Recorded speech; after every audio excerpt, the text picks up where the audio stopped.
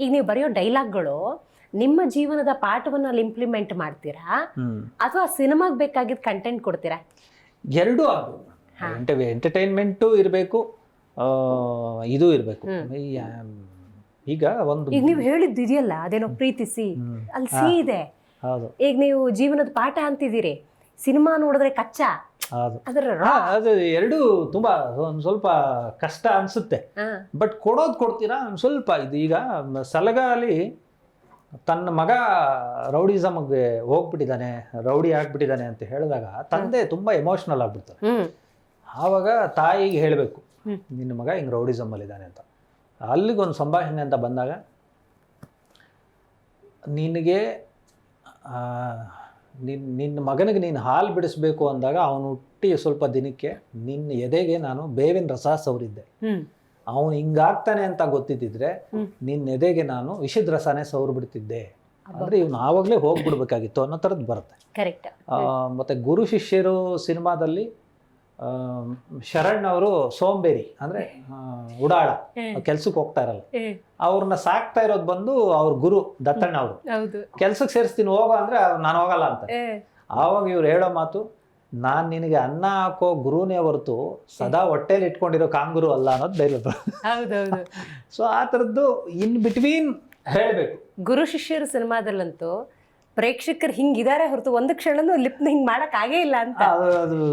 ಅದ್ರದ್ದು ನನ್ನ ಸಬ್ಜೆಕ್ಟೇ ತುಂಬಾ ಇಷ್ಟ. ಜಡೇಶ್ ಅವರು ಬರ್ದಿದ್ದು ಒಂದು ಖೋಖೋ ಆಟ, ಅದು ನಮ್ಮ ನೆಲದ ಆಟ. ಅದನ್ನ ಎಷ್ಟು ಚೆನ್ನಾಗಿ ಕಾಂಪಿಟೇಷನ್ಸ್ ತರ ಮಾಡಿ ಅದಕ್ಕೊಂದು ಲವ್ ಸ್ಟೋರಿ ಬ್ಲೆಂಡ್ ಮಾಡಿ, ಶರಣ್ ಸರ್ ಅಂತೂ ತುಂಬಾ ಚೆನ್ನಾಗಿ.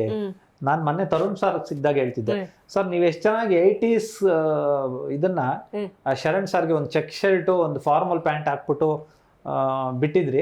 ಈಗ ಲಕ್ಕಿ ಭಾಸ್ಕರ್ ಅಂತ ನಮ್ಮ ಡಲ್ಕರ್ ಸಲ್ಮಾನ್ ಅವರು ಅದೇ ಕಾಸ್ಟ್ಯೂಮ್ ಇದು ಮಾಡೋರು ಸರ್, ತುಂಬಾ ಚೆನ್ನಾಗಿದೆ ಅದು. ಅಂದ್ರೆ ನಿಮ್ಮ ಆಲೋಚನೆ ಇನ್ನೊಂದ್ ಕಡೆ ಹೋಗಿದೆ ಅಂತ. ಅದು ಚೆನ್ನಾಗಿತ್ತು. ನೀವು ಡೈಲಾಗ್ ಬರಿಬೇಕಾದ್ರೆ ಎಸ್ ಈ ಡೈಲಾಗ್ ಜನರ ಮನಸ್ಸಲ್ಲಿ ಕುತ್ಕೊಳ್ಳುತ್ತೆ ಅಂತ ಅನ್ಸಿರತ್ತೆ? ಅದು ಕಾಟೇರಲ್ಲಿ ತುಂಬಾ ಸತಿ ತರುಣ್ ಸರ್ ಕೂಡ ಹೇಳಿದ್ರು, ಇದು ವರ್ಕ್ ಆಗುತ್ತೆ, ಇದು ತುಂಬಾ ಚೆನ್ನಾಗಿ ಇದಾಗುತ್ತೆ ಅಂತ. ನಿಮ್ ಇಷ್ಟದ ಡೈಲಾಗ್ ಈಗ ತಾಯಿ ತರ ನೀವು ಡೈಲಾಗ್ಗಳಿಗೆ, ಅದರಲ್ಲೂ ಇದು ನನ್ಗೆ ತುಂಬಾ ಅತ್ಯಾಪ್ತ. ಅಂದ್ರೆ ನನಗೆ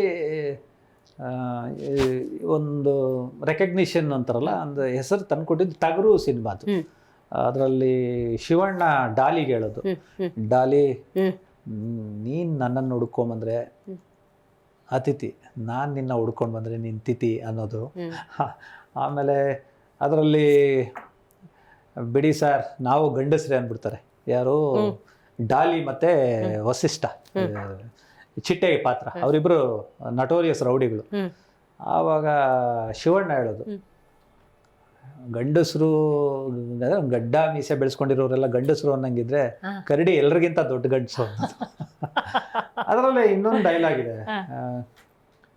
ಒಬ್ರು ಹೇಳ್ತಾರೆ, ಅಂದ್ರೆ ಶಿವಣ್ಣ ACP ಕ್ಯಾರೆಕ್ಟರ್ ಹೇಳೋದು, ಜಮೀನ್ ಇರೋರು ಮಾರ್ತಾರೆ, ದುಡ್ಡಿರೋರು ತಗೋತಾರೆ, ನಿಮ್ದು ಏನ್ರಿ ಮಧ್ಯೆ ರಿಯಲ್ ಎಸ್ಟೇಟು ಅದು ಇದು ಅಂತ.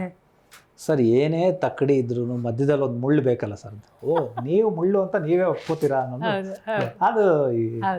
ಆಮೇಲೆ ಕಾಟೇರ ಸಿನಿಮಾದಲ್ಲಿ ಲಾಸ್ಟ್ ಅಂತದೇನು ಕಾಸಿದು ಒಂದು ಕಮ್ಮರ ಬೀಸ್ ಮಡಿವಾಳ, ಅಂದ್ರೆ ಜಾತಿ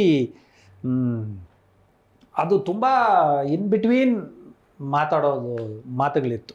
ಯಾಕಂದ್ರೆ ಈ ಎಲ್ಲಾ ವರ್ಗದವರು ಬರ್ತಾರೆ.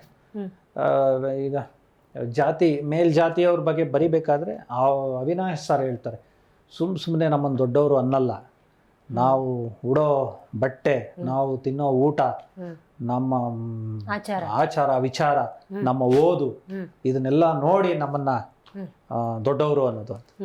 ಅವ್ರನ್ನ ನೀನು ಯಾವುದೇ ಕಾರಣಕ್ಕೂ ಇದು ಮಾಡಬೇಡ, ಅವರು ನಾವು ಜೀವ ಇರೋ ಚಪ್ಪಲಿಗಳು, ನಾವು ಅವ್ರನ್ನ ತುಳಿದ್ರೇನೆ ಮುಂದೆ ಹೋಗ್ಬೇಕಾಗತ್ತೆ.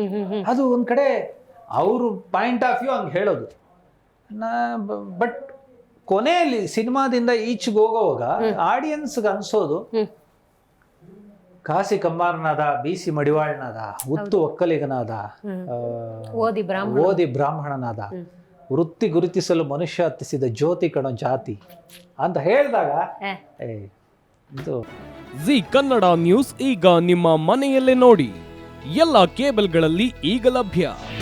ನಿಮ್ಮ ನೆಚ್ಚಿನ ಜೀ ಕನ್ನಡ ನ್ಯೂಸ್ ಈಗ ಸನ್ ಡೈರೆಕ್ಟ್ ನಲ್ಲಿ number 292, Tata play number 1664, Jio TV number 1334, NXT digital number 30, in cable number 30, city networks 51, U digital number 162, GTPL number 17, Rockline telecommunications number 42, Shri Basaveshwara cable number 168, rural cable network 60, Vinayaka digital 57, Abhishek cable 821, city channel 53, Siddeshwara cable network 57, V4 digital Infotech 628, Surya digital networks 53, Gajanan digital number 836, Malnad infotech private limited number